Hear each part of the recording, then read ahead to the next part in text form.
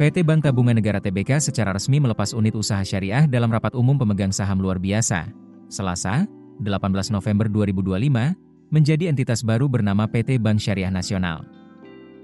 Keputusan ini menandai kelahiran satu bank syariah besar di Indonesia, sekaligus implementasi regulasi Otoritas Jasa Keuangan yang mewajibkan pemisahan unit syariah atas bank konvensional tertentu.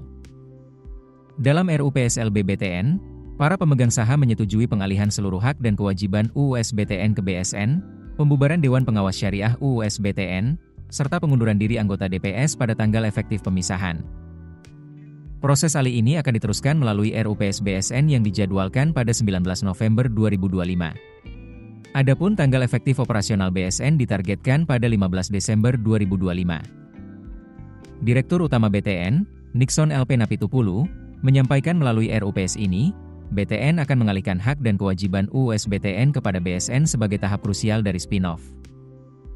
Setelah pemisahan, BSN akan memiliki modal inti sebesar Rp6,379 triliun, menjadikannya termasuk dalam kategori KBMI 2. Struktur kepemilikan menyatakan BTN sebagai pemegang saham mayoritas dengan kepemilikan 99,99973%, sementara sisanya dipegang oleh Balai Harta Peninggalan Jakarta sebanyak 0,00027%.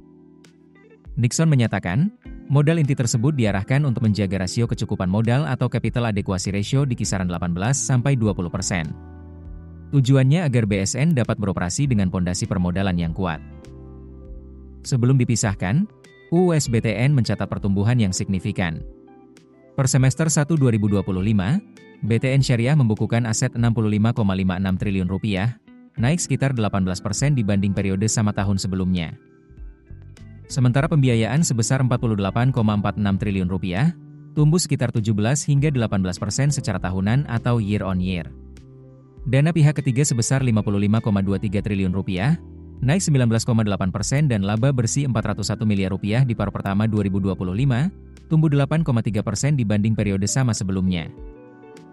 Selain itu, dalam pengumuman resmi BTN, disebut bahwa BSN menargetkan pertumbuhan aset hingga mendekati Rp200 triliun dalam jangka 5 tahun setelah spin-off. Proses spin-off ini didasari oleh Peraturan OJK Nomor 12 2023, yang mengatur bahwa bank konvensional wajib memisahkan unit usaha syariah yang memiliki aset minimal Rp50 triliun atau nilai aset yang memenuhi proporsi tertentu.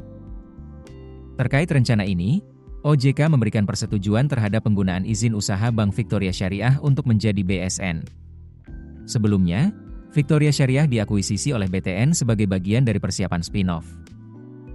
Kepala Eksekutif Pengawas Perbankan OJK, Dian Ediana Rae, menyatakan spin-off UUS BTN adalah bagian dari upaya memperkuat struktur industri perbankan syariah.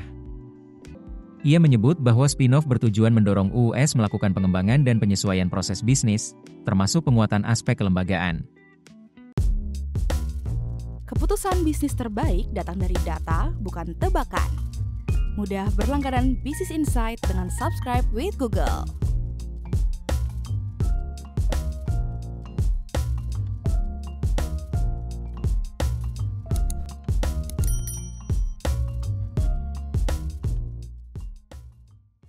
Download aplikasi Kontan sekarang di App Store atau Play Store.